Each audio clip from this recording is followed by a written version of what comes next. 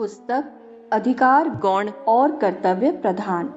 लेखक युग ऋषि पंडित श्री राम शर्मा आचार्य। सुविधाओं का लाभ उठाने और आवश्यकताओं की पूर्ति के लिए वस्तुओं का उत्पादन करना पड़ता है। यह उत्पादित वस्तुएं ही संपदा कहलाती हैं। सिक्का तो इस उत्पादन शक्ति का प्रतिनिधि मात्र है, जिसे वस्तुओं के स्थानांतरण की सुविधा के लिए चलाया गया है। संपदा उत्पादन के 3 पक्ष हैं: 1 पूंजी, 2 अनुभव, 3 श्रम। इन तीनों को भले ही एक व्यक्ति जुटाए, पर काम इनकी सम्मिलित शक्ति से ही चलेगा। जीवन यापन की आवश्यकता को पूर्ण करने के लिए अन्न से लेकर यंत्रों तक और शिल्पियों से लेकर व्यवस्थापकों तक विभिन्न स्तर के जड़ चेतन साधन जुटाने पड़ते हैं। यही संपदा उत्पादन का तंत्र हमारी भौतिक आवश्यकताओं को पूरा करने और सुविधाएं जुटाने में समर्थ होता है। इन दिनों उत्पादन क्षेत्र में 2 प्रधान पक्ष हैं: 1 मालिक, 2 मजदूर। दोनों के उचित सहयोग से संपदा ठीक तरह उपजती है। जिनके पास पूंजी एवं ज्ञान अनुभव नहीं है, वे मजदूर अकेले कुछ बड़ा काम नहीं कर सकते। इसी प्रकार जिनके पास पूंजी अथवा अनुभव ज्ञान है, बिना श्रमिक सहयोग के काम नहीं चला सकते। सहयोग के बिना दोनों की क्षमता व्यर्थ है। सरकारी व्यवस्था तंत्र भी छोटे कर्मचारियों से लेकर बड़े अफसरों तक श्रमिकों की श्रृंखला में ही आते हैं। सरकार वेतन का तथा कार्य पद्धति का निर्धारण करती है। कर्मचारी श्रम करते हैं। दोनों का सहयोग, दोनों की सद्भावनाओं का तारतम्य घनिष्ठतम ही करना पड़ेगा। दुर्भाग्यवश इन दिनों मालिक और श्रमिक वर्ग में दिन दिन खाई चौड़ी होती जा रही है और सहयोग के सूत्र शिथिल हो रहे हैं। उसका परिणाम उत्पादन की कमी के रूप में सामने आ रहा है और महंगाई बढ़ रही है। इसका दुष्परिणाम सभी को भुगतना पड़ रहा है और देश का अर्थतंत्र लड़खड़ाने लगा है। इस अवांछनीय स्थिति को रोका और संभाला जाना ही चाहिए। मालिकों को यह मानकर चलना चाहिए कि उनकी पूंजी और अनुभव का जितना श्रेय है, उससे ज्यादा मजदूर के परिश्रम का है। श्रम के बिना उसकी पूंजी और ज्ञान अपंग है। इसलिए उत्पादन में से उचित अंश को श्रमजीवी को भी दिया जाए। यह न्यायानुकूल है। इसलिए किया जाए और इसलिए भी किया जाए कि आवश्यक सुविधाएं मिलने पर ही श्रमिक अपनी शारीरिक और मानसिक क्षमता ठीक रख सकता है और उसी आधार पर अपना कर्तव्य ठीक तरह निभा सकता है। इसलिए उचित यही है कि लाभ का जितना अधिक अंश श्रमिक को दिया जा सकता हो, उतना उन्हें वेतन, बोनस अथवा अन्य सुविधाओं के रूप में दिया जाए और उनके सम्मान का उचित ध्यान रखा जाए। दूसरी ओर श्रमिकों को भी पूर्ण सहयोग की भावना लेकर चलना चाहिए और ध्यान रखना चाहिए कि उत्पादन बढ़ाकर वे समाज की महत्वपूर्ण सेवा कर रहे हैं। अपने इस कर्तव्य में किसी प्रकार की कमी लाकर देश को दुर्बल न बनने दें। उन्हें यह भी अनुभव करना चाहिए कि मालिक और मजदूर दोनों एक दूसरे के पूरक हैं। परस्पर सहयोग के बिना दोनों की ही गाड़ी रुक जाएगी और उस अवरोध का दुष्परिणाम सारे समाज को भोगना पड़ेगा। आजाद हिंद सेना का एक साधारण जवान मर गया। आवश्यक काम बीच में रोककर सुभाष चंद्र बोस अंत्येष्टि के लिए चलने लगे तो जनरलों ने कहा, मामूली बात है, आप क्या करेंगे चलकर? सुभाष बोले, जिस दिन अधिकारी अपना महत्व अधिक समझने लगेंगे, उस दिन छोटे अधिकारी न ठीक से अनुशासन में चलेंगे, न बड़ों को आदर देंगे। वे अंत्येष्टि में उपस्थित हुए और मृतक को सलामी दी। अधिकार की प्रधानता और कर्तव्य की उपेक्षा का जो घातक क्रम हर क्षेत्र में चल पड़ा है, उसने पारस्परिक सहयोग की नींव हिला दी है।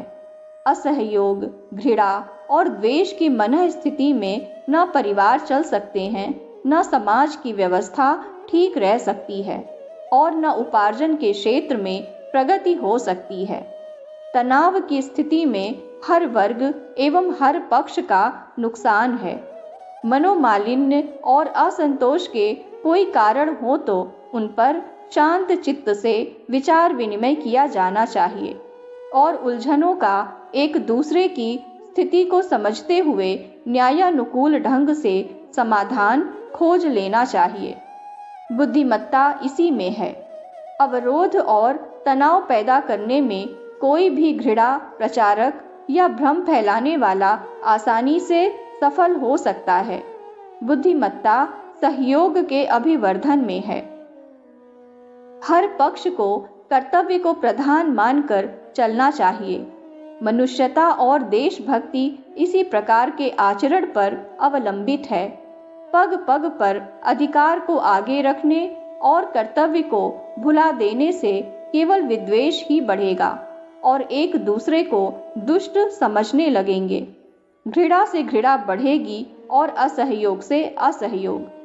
श्रमिक और मालिकों के बीच में इस प्रकार के असंतोष का बढ़ना उस तंत्र को दुर्बल करेगा जिसके वे दोनों अंग हैं। यह दुर्बलता अंततः सारे समाज के लिए कष्टकारक और दुखदायी सिद्ध होगी। इसलिए सहयोग के आधार पर अधिक से अधिक घनिष्ठ संबंध बनाए जाने चाहिए और मतभेद तुरंत हल ना होते हों तो क्रमशः सुधारने के लिए धैर्यपूर्वक प्रयत्न करना चाहिए। भले ही इसमें थोड़ा समय लग जाए, पर सब मिलाकर दोनों पक्षों को लाभ ही होगा और उस उत्पादन से लाभ उठाने वालों को भी राहत मिलेगी।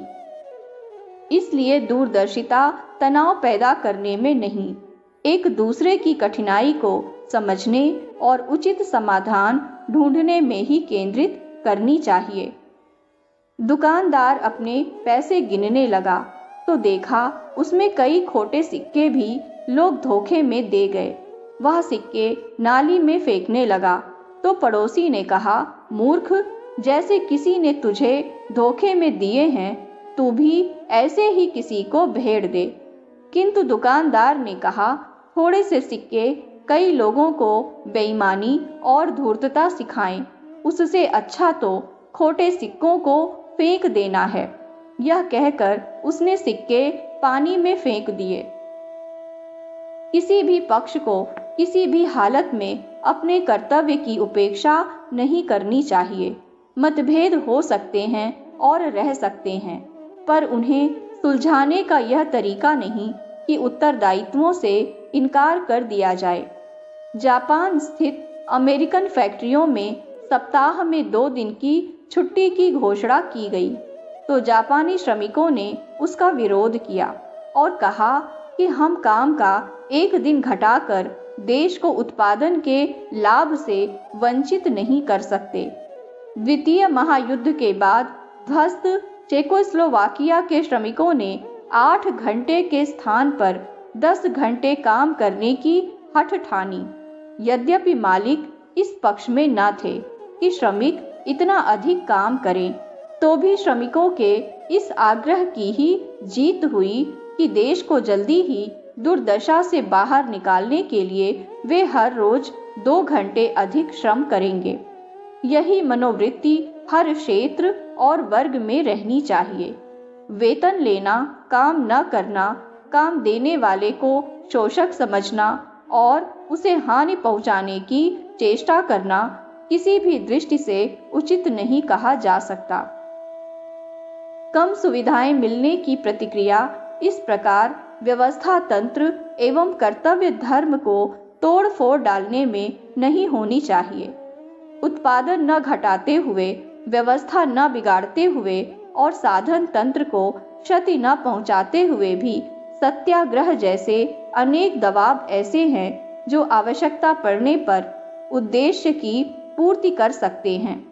दोनों पक्ष एक दूसरे की कठिनाई को सहानुभूति और उदारता के साथ समझने की चेष्टा शांत चित्त से करें तो अधिकांश उलझनें सफलतापूर्वक सुलझाई जा सकती हैं। जोशीला दबाव डालकर अधिक लाभ प्राप्त करना भी अंततः निरर्थक ही साबित होता है। टैक्स या महंगाई श्रमिक पर भी असर डालती है और बढ़ा हुआ वेतन उस नई मूल्य वृद्धि में चला जाता है। इसलिए श्रमिक का हित केवल इतने में ही नहीं है कि उसका वेतनमान बढ़ता चले। दूसरा पक्ष यह भी सोचना होगा कि महंगाई न बढ़े, उत्पादन न गिरे, अन्यथा वेतन वृद्धि का क्या लाभ मिलेगा। कर्तव्य में ढील न डालने और भरपूर श्रम करने में ही देशभक्ति और लोक मंगल की भावना सन्निहित है और उसे हर नागरिक को पूरी ईमानदारी से निभाना चाहिए, चाहे वह मालिक हो या श्रमिक। काम किसी व्यक्ति के लिए नहीं, राष्ट्र के लिए किया जा रहा है, भारत माता की सेवा के रूप में किया जा रहा है, ऐसा भाव रखें। एक आदमी ने एक बिल्ली पाल रखी थी। उसे वह दूध पिलाता था। दूध के लालच में दूसरी बिल्लियां भी आ जाती थीं। उन्हें भगाने के लिए एक कुत्ता भी पाल लिया। कुत्ता दूसरी बिल्लियों को देखते ही धर पटकता। एक दिन अंधेरे में उसने घर वाली बिल्ली भी दबोच दी। यह देखकर वह आदमी बड़ा दुखी हुआ। उस दिन गांव में नानक पधारे तो उसने अपना दुख कहा। नानक बोले, अपने पराये का भेदभाव रखने से यही दुख होता है। उससे बचने के लिए सबके साथ समता का भाव रखा करो। श्रम और कर्तव्य की उपेक्षा का जो दौर इन दिनों चल पड़ा है, वह राष्ट्र के भविष्य को उज्जवल नहीं बनने देगा। अधिकार की प्रधानता तक ही हमारा दृष्टिकोण सीमित नहीं रहना चाहिए, वरन अधिक ध्यान ईमानदारी और जिम्मेदारी के साथ अपना कर्तव्य पालन करने पर केंद्रित करना चाहिए। सामने वाला पक्ष गलती करता है तो हम क्यों करें, हम उसके स्तर तक क्यों गिरें। इस उदात्त भावना से ही श्रम समस्या का हल हो सकता है और इसी आधार पर राष्ट्रीय संपत्ति तथा मानवीय सुख सुविधाओं का अभिवर्धन हो सकता है।